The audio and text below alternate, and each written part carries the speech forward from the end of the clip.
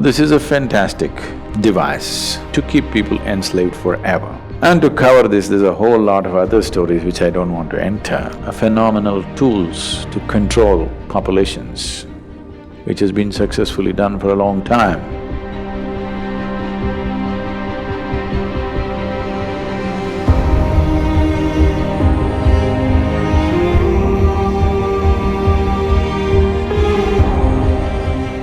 It depends on how we shaped ourselves.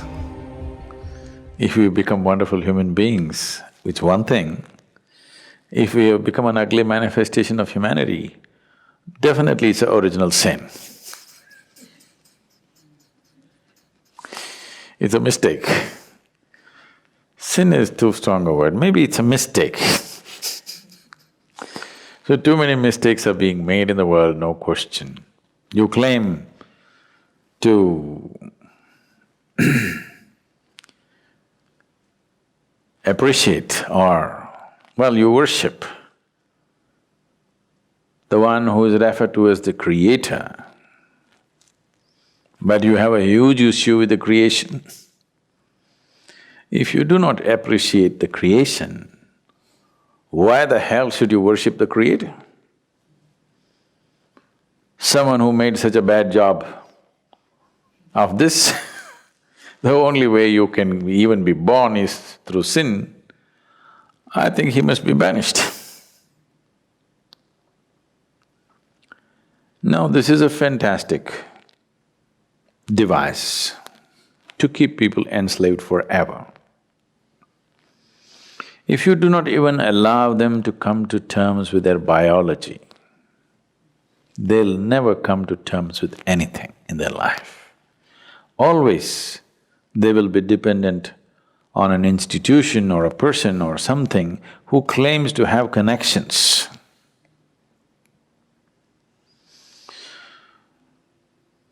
An Italian mafia guy was once brought to the law court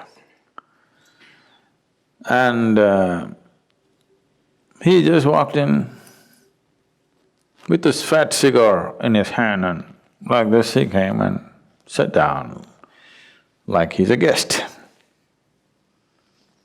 Then the judge looked at his arrogance and asked, "Do you have a lawyer?" He blew the smoke out and said, "Well, I got friends in the jury."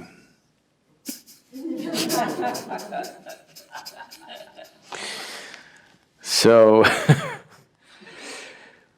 people who are supposed to have connections elsewhere, you will always be enslaved to them because you feel guilty about your biology. This whole thing goes into more grosser and grosser states. So except in certain cultures, everywhere else where dominant religious beliefs were spread, in all those cultures, unfortunately, they make you feel guilty of your very existence, because that way you will always be enslaved to whatever they have set up. Something so fundamental as the menstrual cycles in a woman, she has to feel guilty about it and she's impure. Her existence is impure. Unfortunately, I want you and all the teachers of the world to understand, if your mother did not have menstrual cycles, you wouldn't be born, even if she met your father. Yes. So the life-making material, unused, is what it is. And if that is impure, your very birth is impure, that's what they're anyway trying to tell you, that your birth is impure. And to cover this, there's a whole lot of other stories which I don't want to enter. Once you are not in terms with your own physical existence, you essentially will never ever be in terms with any other dimension of your life. This itself will cover you forever. This is a fantastic trick to keep you enslaved forever.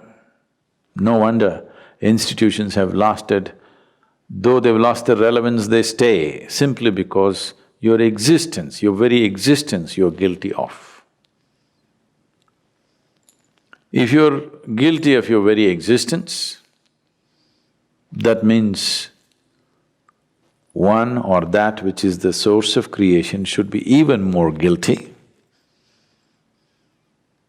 You are eternally guilty and that which has created all this must be even more carrying the burden of guilt. Guilt and fear have been a phenomenal tools to control populations, which has been successfully done for a long time. It's time this is broken.